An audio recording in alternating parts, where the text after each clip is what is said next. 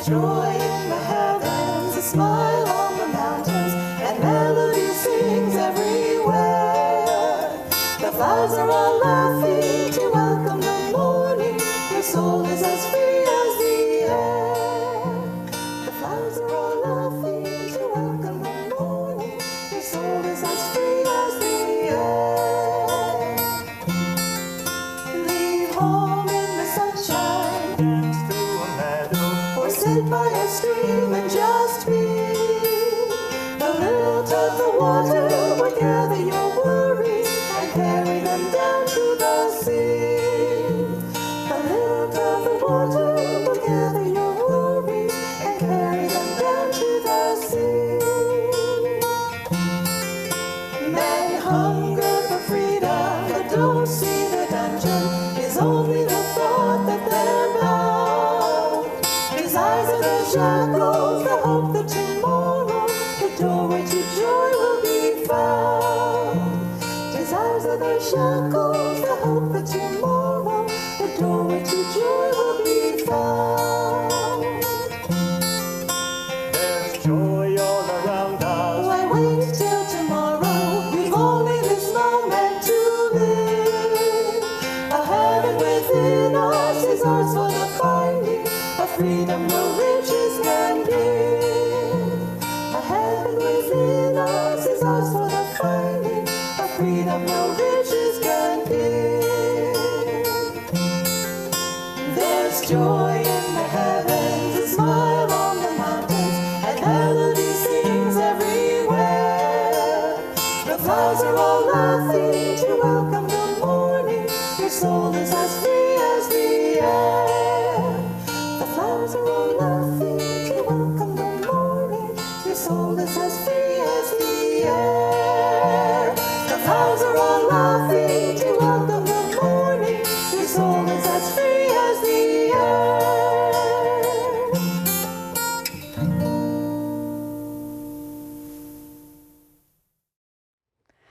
Good morning once again, everyone, and welcome to our Sunday service here live from the Temple of Light at Ananda Village. Wherever you're watching, we're happy you can join us. Here in Northern California, we're having a beautiful sunny day, so I hope your weather is nice as well. We have a beautiful topic this week of great importance. The importance of the importance of soul receptivity. Truth is one and eternal. Realize oneness with it in your deathless self within. The following commentary is based on the teachings of Paramahansa Yogananda. Chapter 1 of the Gospel of St. John states, "But as many as received him, to them gave he power to become the sons of God, even to them that believe on his name." This was a passage Paramahansa Yogananda often quoted to his disciples. Be in tune, he would tell them. Delusion can't touch you if you keep in tune. A few of you will fall, he said once, but it needn't be if you stay in tune. Of a disciple who became highly advanced, even though she didn't meditate much, he said, she got there by attunement. To one who found meditation difficult, he said, I will meditate for you as long as you stay in tune. Truth is a state of consciousness, not a well-worded definition. It is in that consciousness, above all, that our lives are transformed. Therefore, the Bhagavad Gita in the 10th chapter says, to those who are ever attached to me and worship me with love, I impart discernment by means of which they attain me. Out of my love for them, I, the divine within them, set a light in them the radiant lamp of wisdom, thereby dispelling the darkness of their ignorance. Thus, through Holy Scripture, God has spoken to mankind. Om, Om, Om.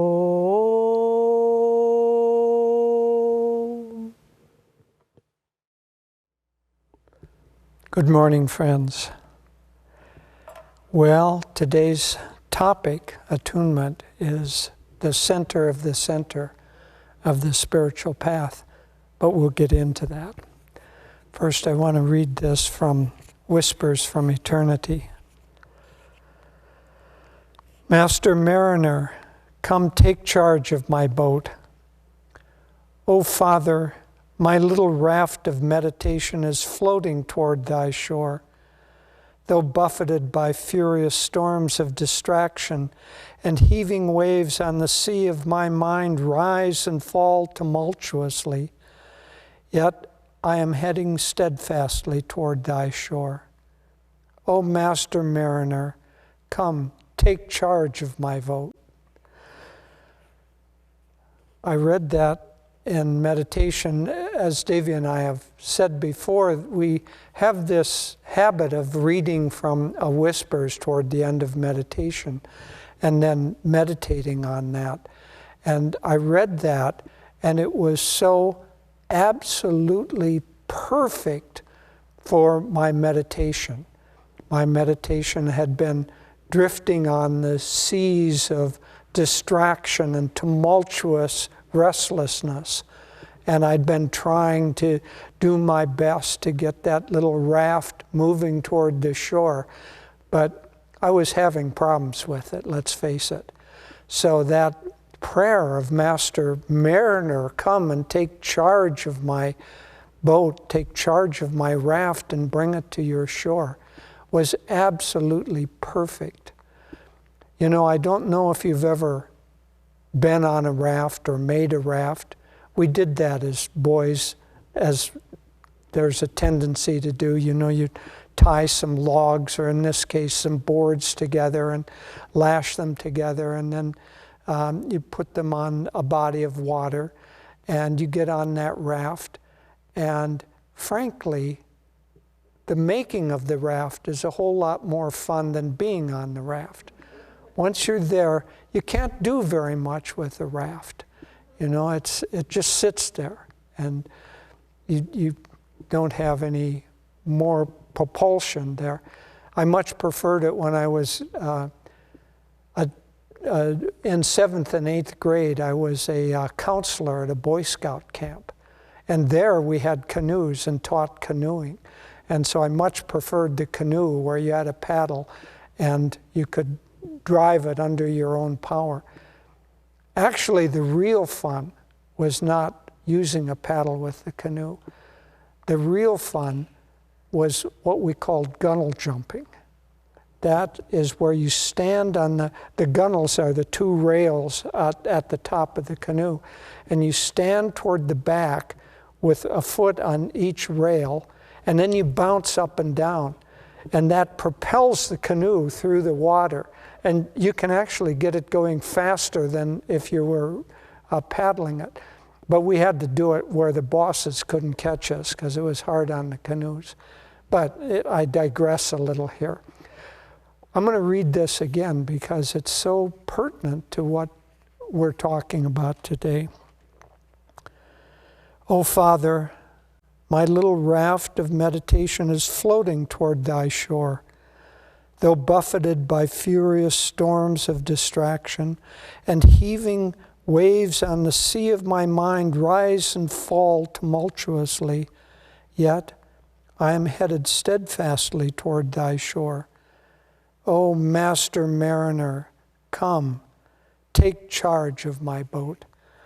That's a very good one to pray either before or in the midst. It's short, and obviously the imagery is just perfect. But if you find yourself, and Devi and I get so many questions as we travel around and speak about probably the biggest question or most often asked question is, my mind is restless during meditation. How can I work with that? Well, there are many ways, but use this.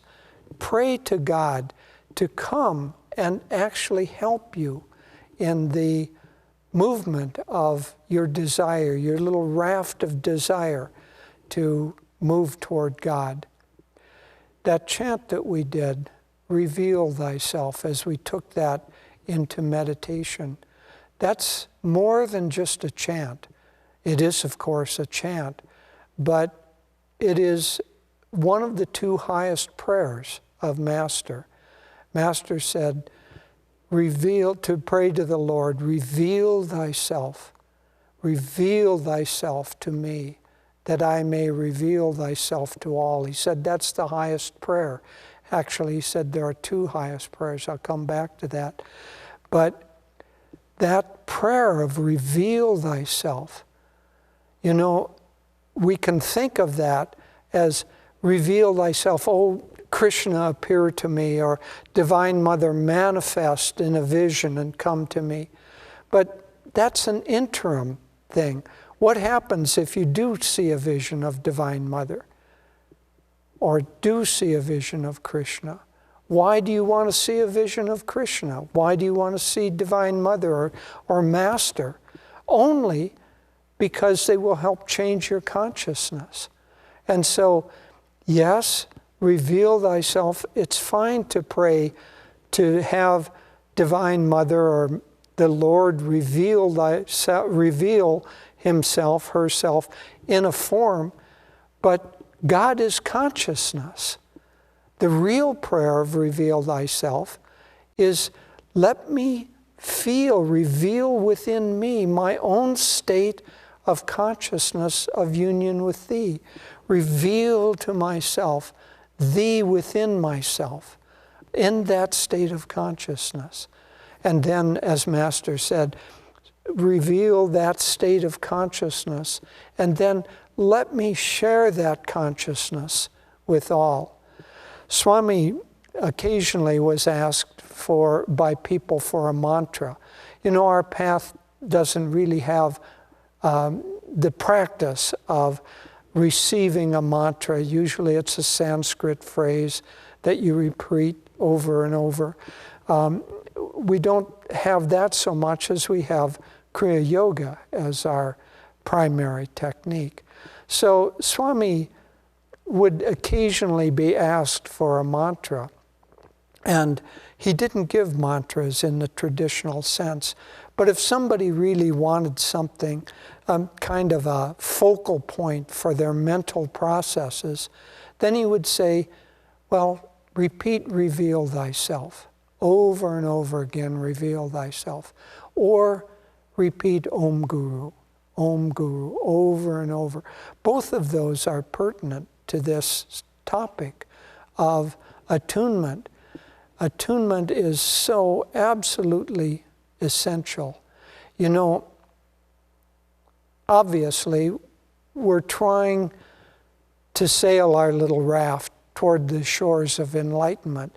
If we weren't doing that, if we weren't interested in that, we wouldn't be a part of Ananda. We wouldn't be interested in listening to a talk on how to get to that state of enlightenment, self-realization, more efficiently. It just wouldn't interest us. So we're trying to get there, but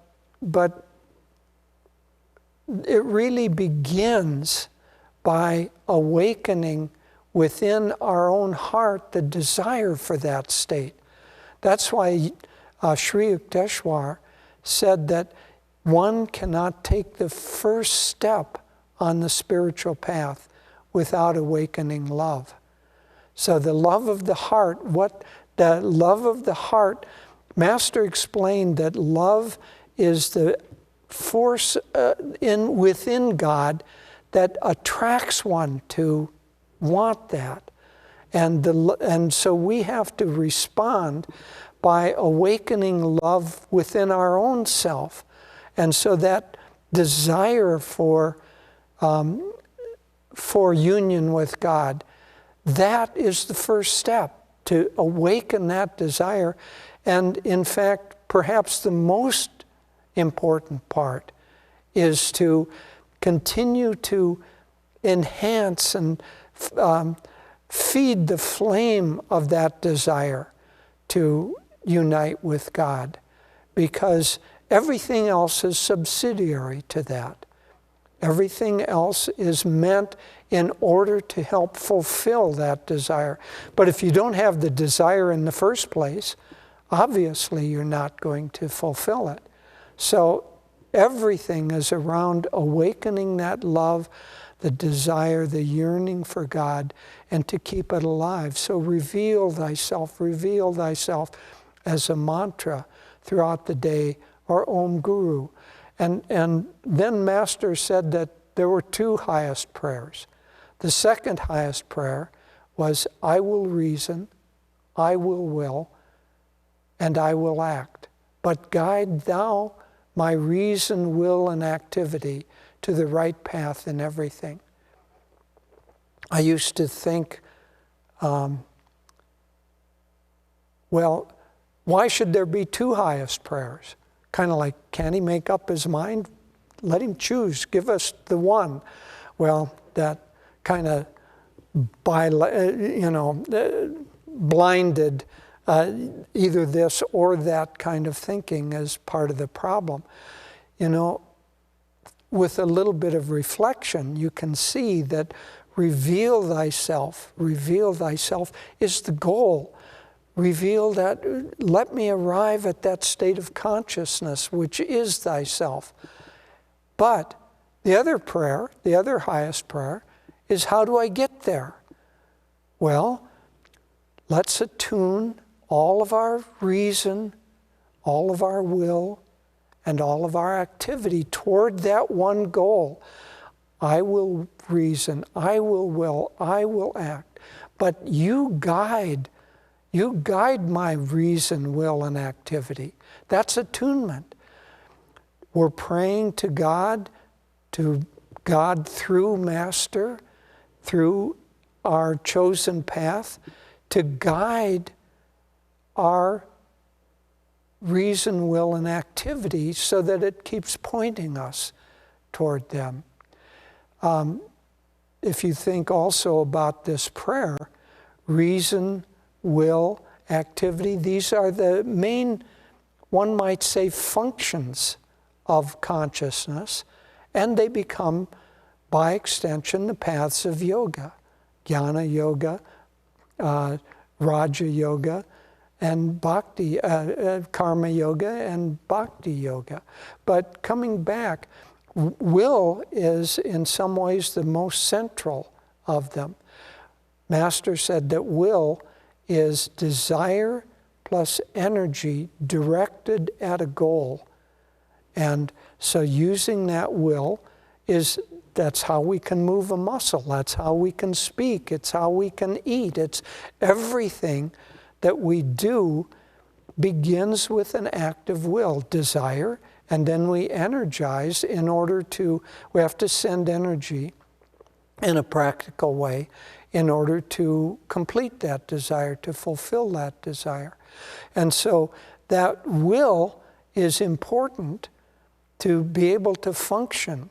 And God, one of the central tenets of the path of the Vedic teachings is that at the point at which we arrive as in the long incarnational journey of evolution of consciousness, when we arrive at the state where we're in the form of a human being with its more advanced nervous system, especially astral nervous system, then we're given the blessing and the curse of free will.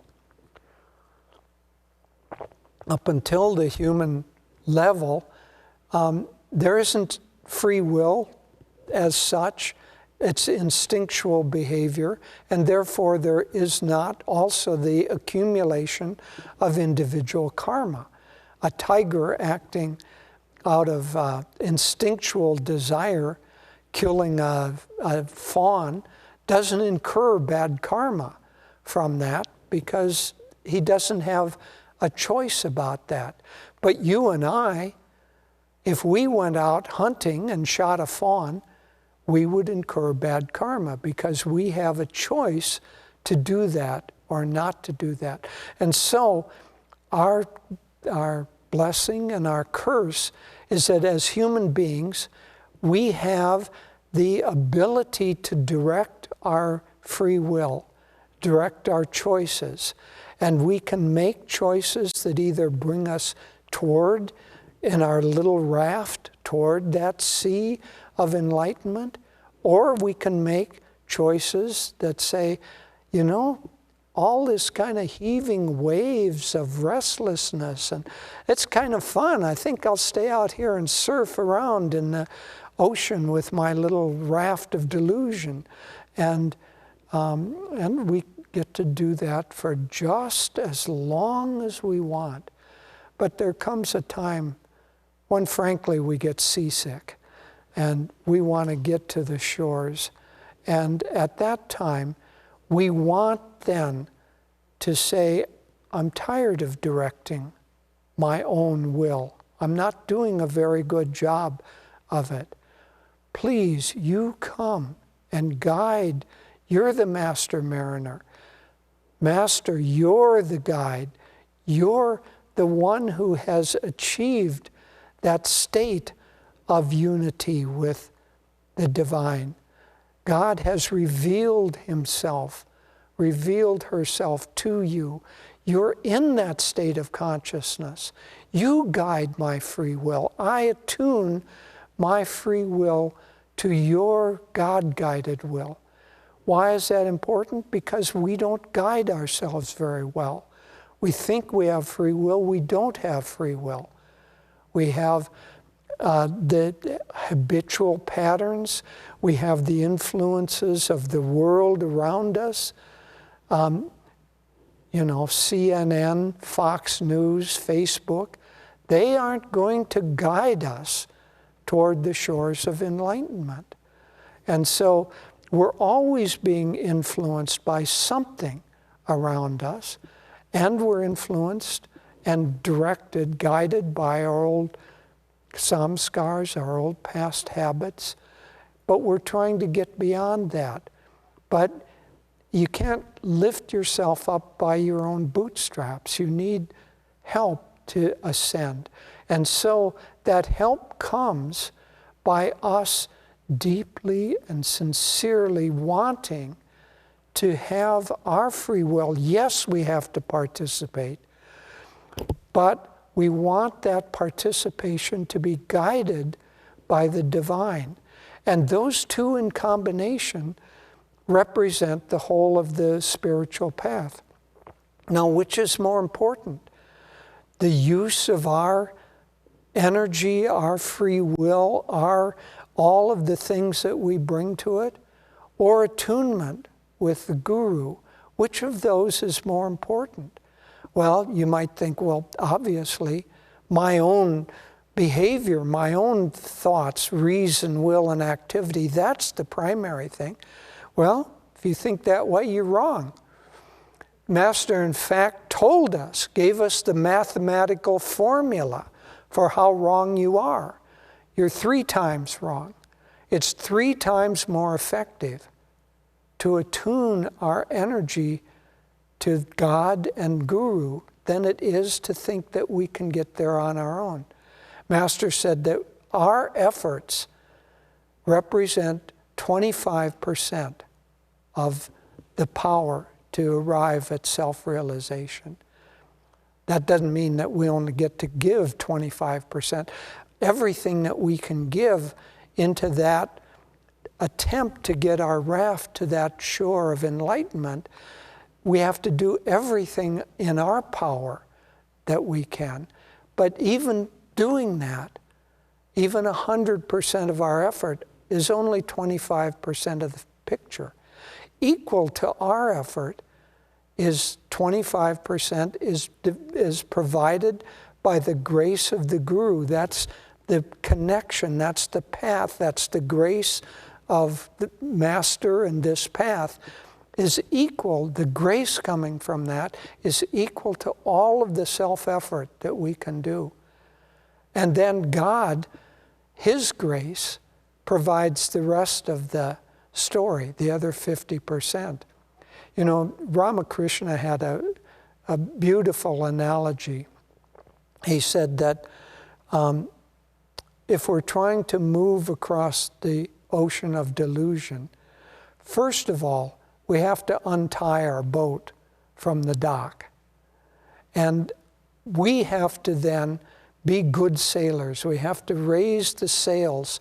We have to trim the mast. We have to use the tiller. We have to do everything that we can. But he said that doing that, even doing that, doesn't provide anything unless there is the breeze of grace that blows us across the ocean. Then our part is to be good sailors, to sail properly so that we can move as efficiently across the ocean as possible. But the sailor sitting there day after day, swabbing the deck and pulling on the lines and raising the sails and moving them and trimming them, and the captain at the tiller directing. If they think that they're getting there under their own power, they're in delusion. It's the wind, it's the grace that's blowing them there. But if they don't raise the sails and do their job, the wind can blow all it wants, and will blow just as strongly, I should say. It's going to blow no matter what. But we have to try to catch that wind. We have to try to do our best to sail, but always understanding that it's God's grace, attunement with the Guru, attunement with that wind, with that movement that is going to get us there. And so attunement to the will of the Guru really is the whole of the spiritual path. Now, Master has given us 4 major techniques. And part of our practice of attunement is to practice what the Guru says, that these, if you do these will help move you toward enlightenment, toward self-realization. So he's given us energization and kriya. Both of those work with the movement of prana, or subtle energies, in the body and in the spine. And so one could almost think of energization as kriya applied to the body.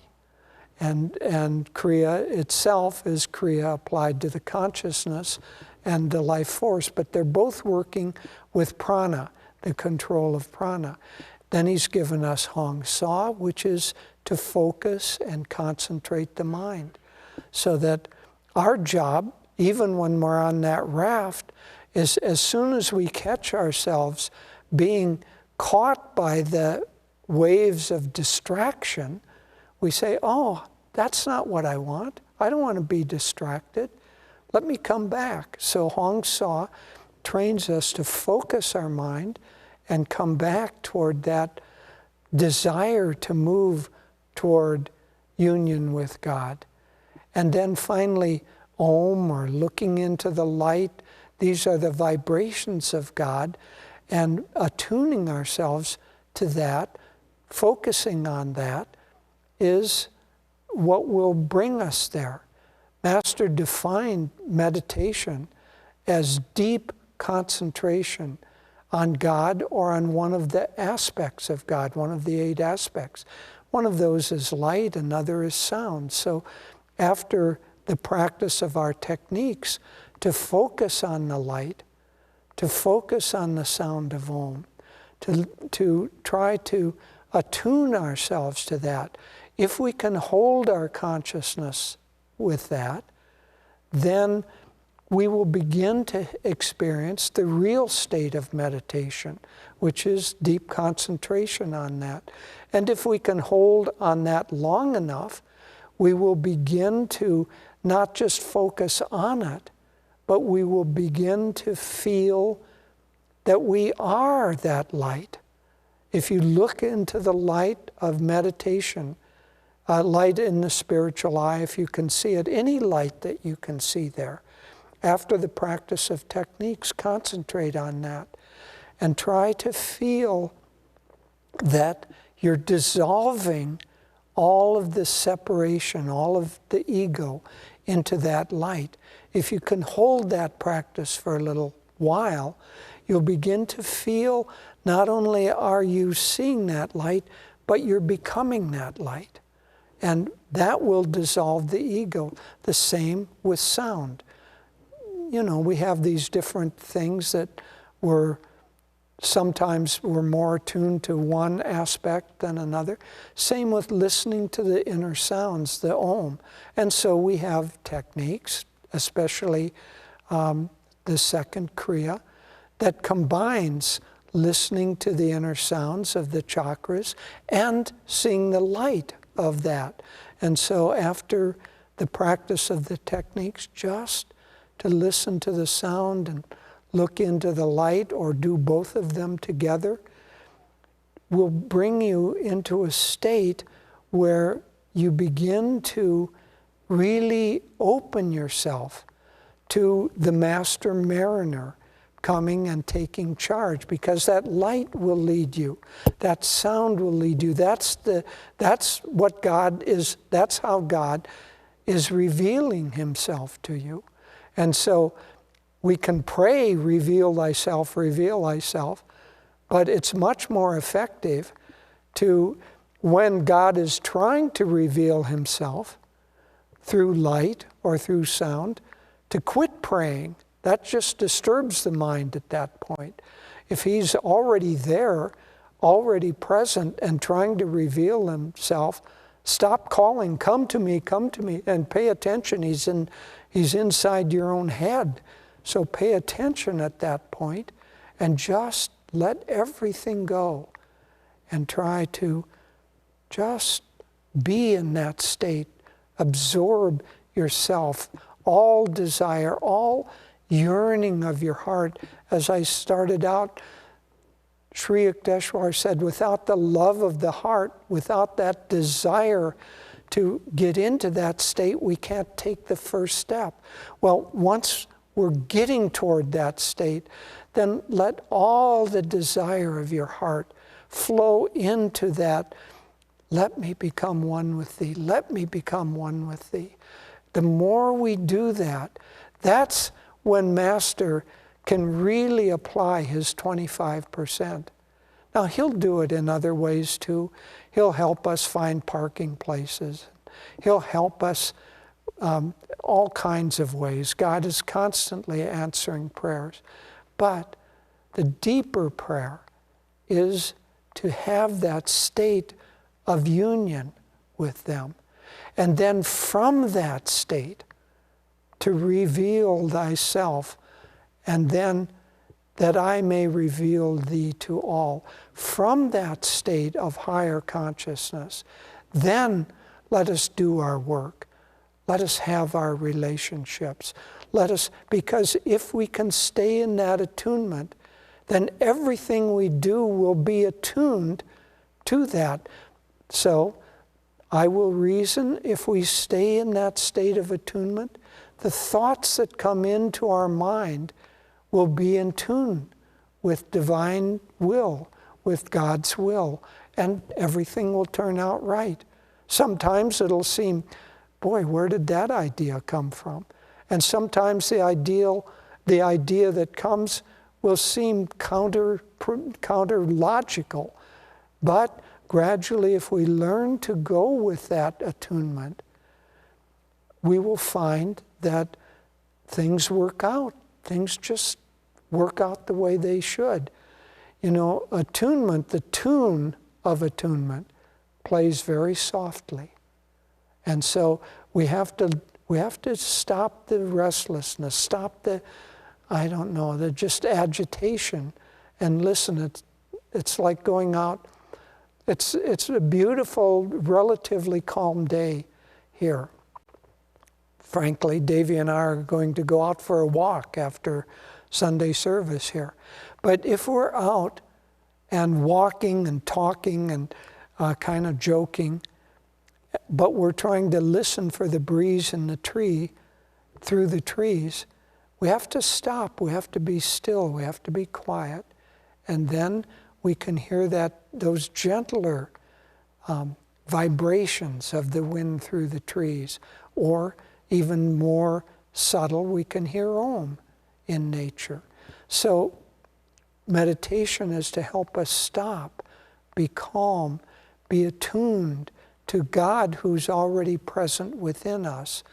And if we can do that, then the Master Mariner will take charge of our boat and drive us himself to the shore of union with him. But as I say, everything begins and ends with attunement.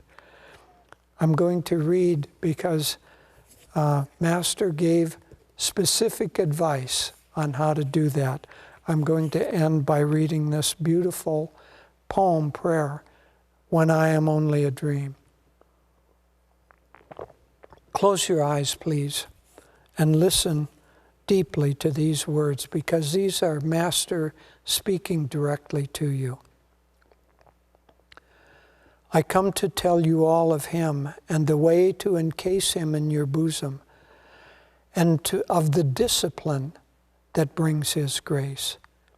Those of you who have asked me to guide you to my beloved shore, I warn you through my silently talking mind, or speak to you through a gentle, significant glance, or whisper to you through my love, or loudly dissuade you when you stray away from him.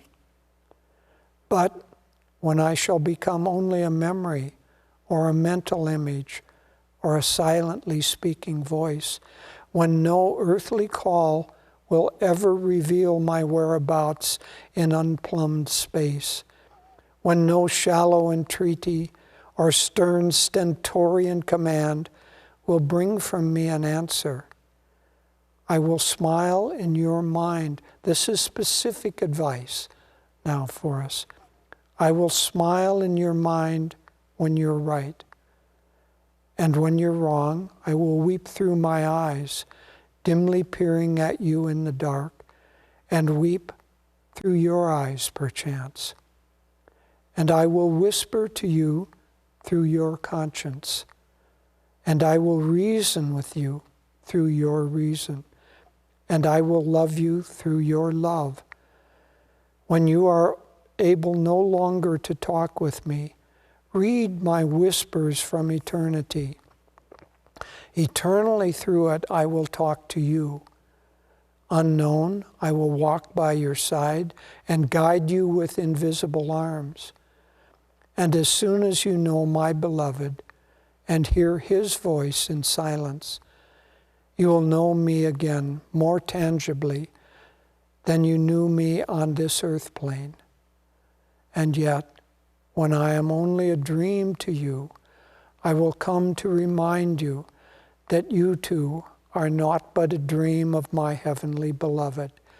And when you know you are a dream, as I know now, we will be ever awake in him. God bless you.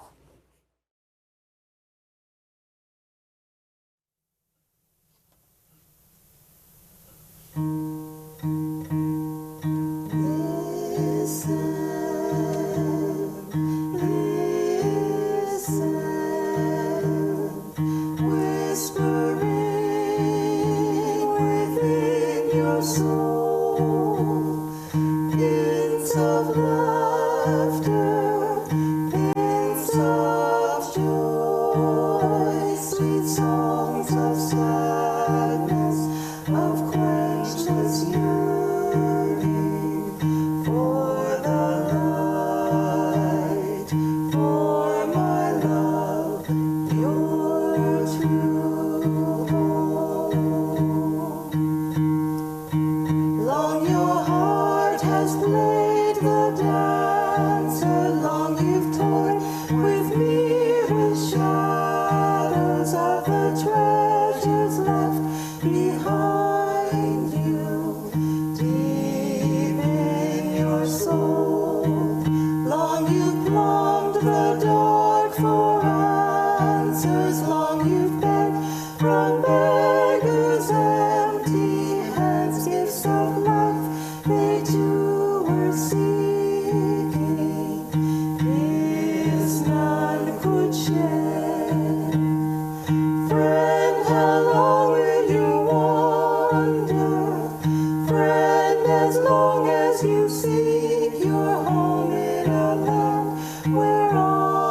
strangers, love locks her door.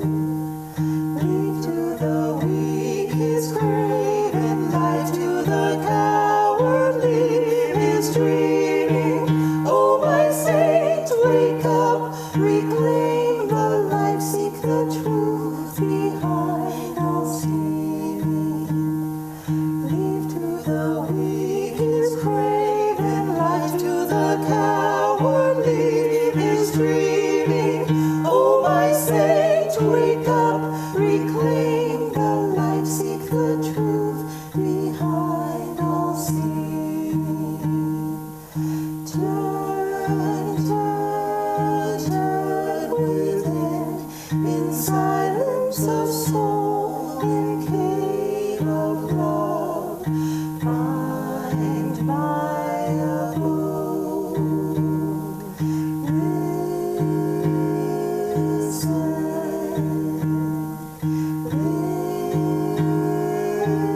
Listen, whispering within your soul.